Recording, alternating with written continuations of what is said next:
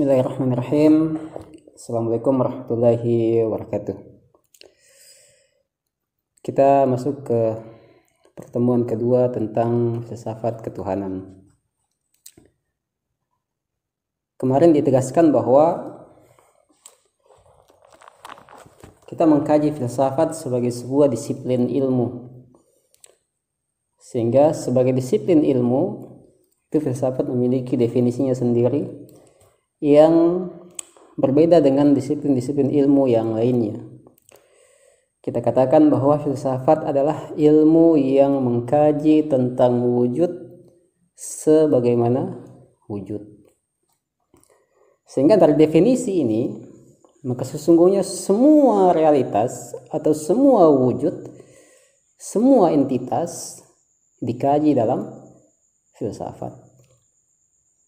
Jadi filsafat bukan ilmu yang jauh dari realitas, tapi ilmu yang dekat dan melekat dengan setiap realitas. Kenapa? Karena yang dikaji dalam filsafat adalah wujud. Sehingga setiap wujud berada dalam cakupan filsafat. Akan tetapi filsafat melihat wujud dari sisi wujudnya. Melihat entitas, melihat sesuatu dari sisi wujud sesuatu itu, bukan dari sisi esensinya. Itu. Sehingga misalnya buku ini dikaji dalam filsafat dari sisi falsafah wujudnya. Wujudnya wujud yang seperti apa misalnya, falsafah penciptaan wujudnya apa dan lain sebagainya. Itu. Kalau dalam filsafat kita, filsafat harmonisasi, dikatakan eksploitasi, yaitu ketika engkau memperlakukan sesuatu tidak sesuai dengan falsafah wujudnya. Misalnya falsafah wujud manusia adalah wujud yang terbatas. Sebagai wujud terbatas maka dia mesti menyembah. Maka eksploitasi bila engkau memperlakukan wujud dirimu tidak sebagaimana falsafah wujudnya, yaitu sebagai wujud yang mesti untuk menyembah. Sehingga pembangkangan adalah eksploitasi dalam pandangan filsafat. Itu filsafat sebagai sebuah disiplin ilmu, bukan lagi sebagai sebuah metode atau apalah itu. Tapi filsafat sebagai sebuah disiplin ilmu. Kemudian ke filsafat ketuhanan sebagai ujung dari filsafat. Dari wujud yang bersifat universal, hukum-hukum universalnya, masuk ke klasifikasi wujud, dari wujud potensi, aktual, wujud yang tetap, wujud yang bergerak, wujud yang tunggal, wujud yang plural, dan semacamnya itu, sampai pada wujud wajib, yaitu tentang Tuhan.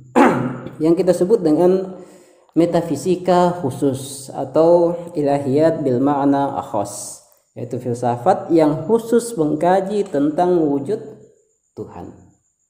Nah, seperti yang saya sampaikan kemarin, kita akan mengkaji buku ini. Buku Amuzeshe Felsefe atau Daras Filsafat jilid 2, bagian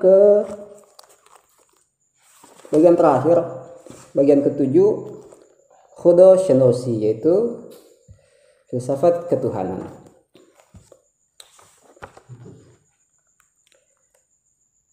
Ini saya baca saja, nanti saya jelaskan yang perlu dijelaskan. Mukaddame atau pengantar. Mafhumi ke umume mardum as khodoya muta'al dar mikuna. Wa ma'noi ke hengome salam.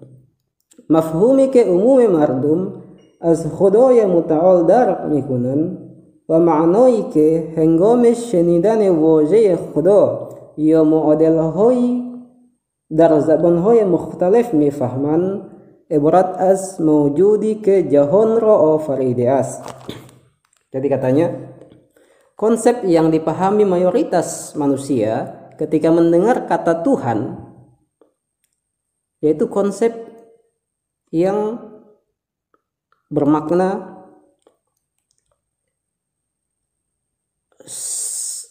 wujud yang menciptakan dunia. Mawjudike jahonro o faridias, yaitu wujud yang menciptakan dunia.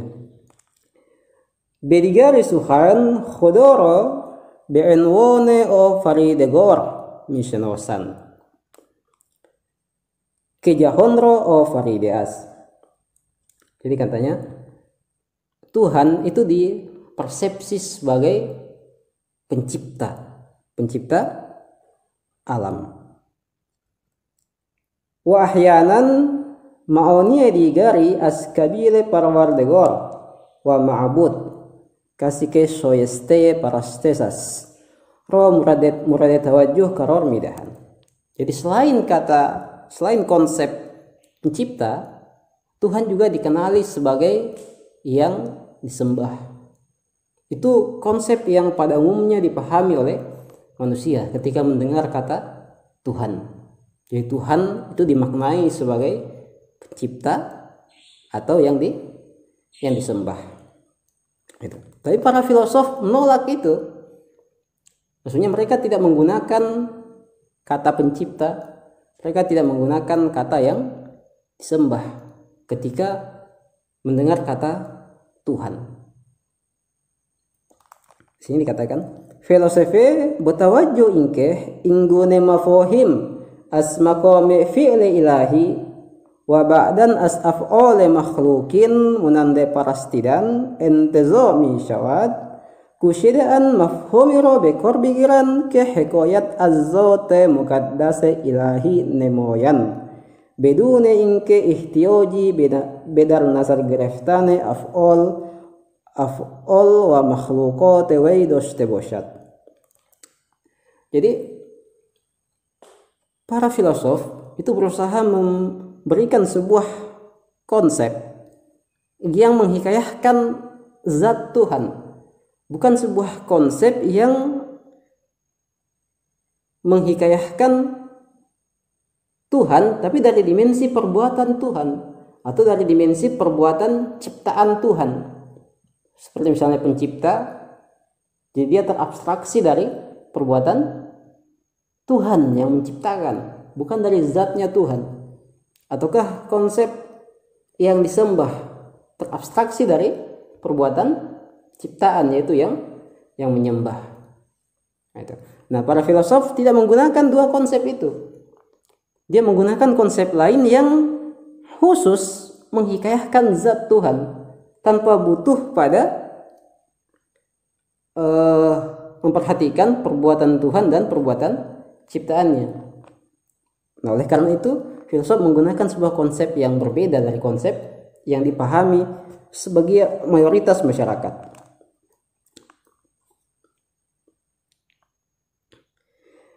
Bedin tertib, oleh karena itu mafhume wajibul wujud ro barguzidean, yakni kasike hastie u zaruri wa zawal no pasiras.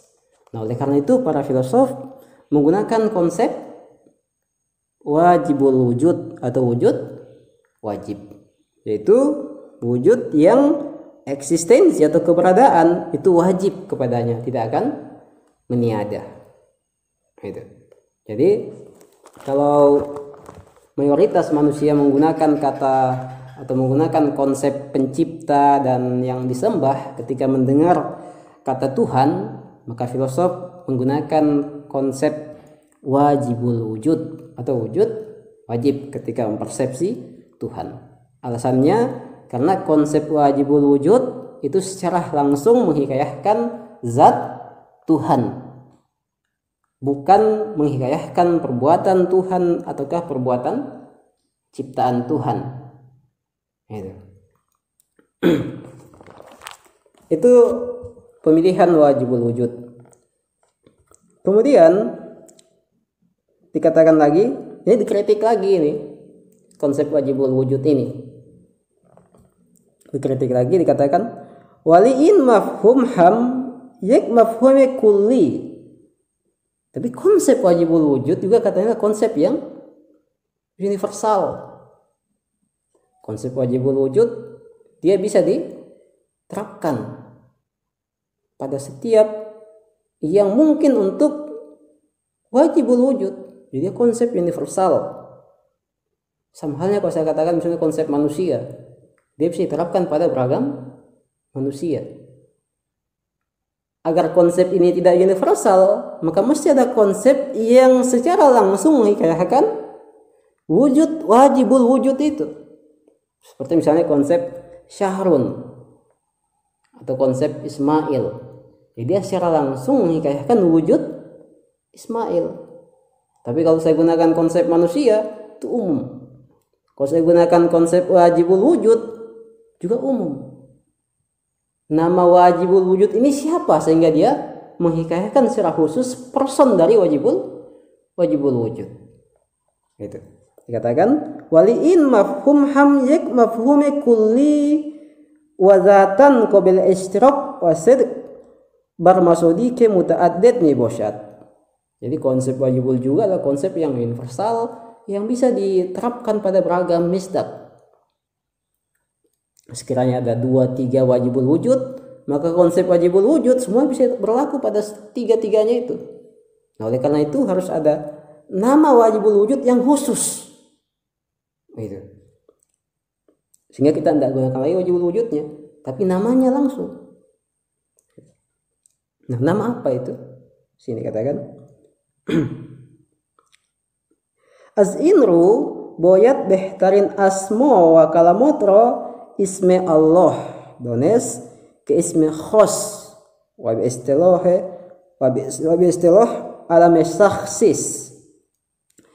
Oleh karena itu para nabi dan para rasul itu memberikan sebuah nama khusus bagi wajibul wujud ini, yaitu Allah Subhanahu wa ta'ala. Jadi Allah Subhanahu wa ta'ala ini bukan lagi konsep yang bersifat universal, tapi konsep partikulir yang menghikayahkan wujud atau person dari wajibul wujud, itu Tuhan Allah Subhanahu wa ta'ala. Jadi Allah itu adalah sebuah nama person, bukan lagi nama umum. Seperti misalnya Camran, Syahrun, Ismail, itu nama person itu dari manusia, dari laki-laki. Nah, wajibul wujud ini juga umum. Nama personnya siapa wajibul wujud ini? Nama personnya adalah diperkenalkan oleh para nabi dengan nama Allah. Amma baroy donestane ma'noye isme khos shenokhtane shakhs musamma lozemas. Masalahnya kemudian adalah bagaimana cara mengenal nama ini, nama Allah itu tadi, nama personnya. Jadi misalnya kalau saya ingin mengenal nama Ismail, maka saya harus mengenal person Ismail. Jadi saya harus memiliki relasi langsung dengan personnya agar saya mengetahui hakikat namanya itu. Sehingga oh, Ismail itu adalah ini, karena personnya yang saya kenali. Sehingga dikatakan baroye donestane ma'noye isme khos. Untuk mengenal nama person wajib senokhtane shakhse musamma lozemas. Maka wajib untuk mengenal person yang diberikan nama itu, pemilik nama personalitas tadi itu. Jadi kalau saya ingin mengenal makna nama Tuhan, maka saya harus mengenal Tuhan, mengenal Allah Subhanahu wa ta'ala, berarti saya harus mengenal pemilik namanya. Tapi bagaimana cara mengenal pemilik nama ini? Itu yang akan dikaji kemudian, karena itu akan rumit nantinya. Jadi kalau wujud materi, kalau Ismail misalnya, untuk mengetahui namanya, ya saya tinggal mengindrainya, berrelasinya secara indrawi, secara materi. Tapi kalau wujud non materi, itu bagaimana cara berrelasi dengannya sehingga kita bisa mengenal namanya melalui pengenalan terhadap pemilik namanya. Itu. Jadi sebenarnya manusia itu memiliki dua nama. Ada nama yang diberikan orang tuanya kepadanya, dan ada nama yang terbentuk dari perilakunya, bagaimana dia membentuk dirinya. Itulah namanya sesungguhnya nantinya.